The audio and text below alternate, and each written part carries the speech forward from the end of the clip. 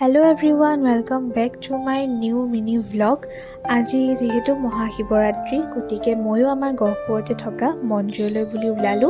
এফালে ধুনীয়াকৈ কাপোৰ এযোৰ পিন্ধি ল'লো গতিকে আপোনালোকক দেখাইছোঁ যে কি পিন্ধিছোঁ। এফালে কাণফুলি এযোৰ পিন্ধি ময়ো টমটমত ওলাই দিলোঁ আৰু এয়া শিৱ মন্দিৰ পাই পেলাই মই দোকানত সোমালোঁ প্ৰথমতে চাকি কিনিবলৈ।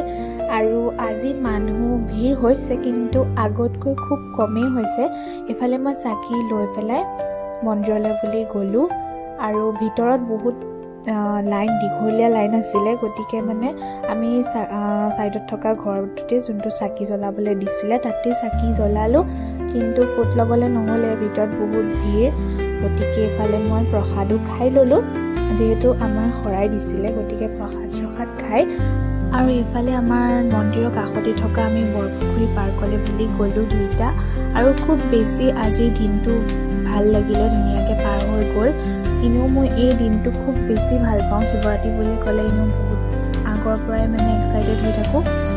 এইফালে আকৌ মই কাটাডাল মাৰি চাইছোঁ সি লাজ কৰে নে মাৰে, কিন্তু লাজ কৰা নাই বাৰু, মাৰিছে।